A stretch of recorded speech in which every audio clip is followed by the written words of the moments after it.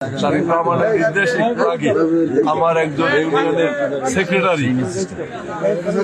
Secretary তাকে আমি বহিষ্কার করছি এবং পুলিশ দিয়ে গ্রেফতার করতে বলছি। পাটিগালঘাটা ইউনিয়ন বিএনপির সেক্রেটারিকে তারেক রহমানের নির্দেশে, সেই নির্দেশ তারেক রহমান বলতে গেছে ওখানে কি ঘটছে, তার জন্য তাকে আমি এখনই বহিষ্কার করছি। কই দাও আমার ফোনটা দাও। এই যে আমি সেইটা আবার কারে পাঠাইছি দেখেন কালাম ভাই। এখন তাকে বহিষ্কার করেছি। গতকাল কি ইলেকশন গেছে, গতকাল পর্যন্ত আমাদের দলে ছিল। আজকে তারেক রহমানের নির্দেশে আমি তাকে বহিষ্কার করেছি এবং সন্ত্রাস দমন আইনে তাকে গ্রেপ্তার করতে বলছি। সুতরাং দলের রাজনীতির পরিবর্তন হচ্ছে। আমরা সবাইকে বলতেছি নোটিশ বারবার। ওনাকে কি কারণে বহিষ্কার করলেন?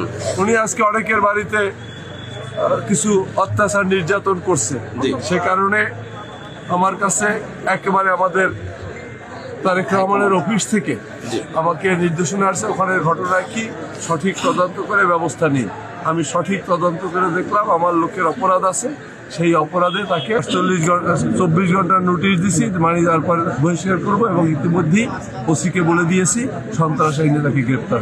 ভবিষ্যতে যদি এরকম কেউ করে, একজনকেও ক্ষমা করা হবে না। এটা কি প্রশ্ন করা লাগে? একজনকেও ক্ষমা করা হবে না। কোনো চাঁদাবাজ, কোনো সন্ত্রাসী, কোনো ধরনের সাংবাদিক, কোনো চাঁদাবাজ, কোনো সন্ত্রাসী, কোনো দখলবাজ, কোনো অন্যায়কারী, অত্যাচারকারী, এলাকায় নির্যাতনকারী, এলাকায় যাকে সবাই ভয় পায়, এইরকম লোক বিএনপি করতে পারবে না। দল করে আদর্শ নিয়ে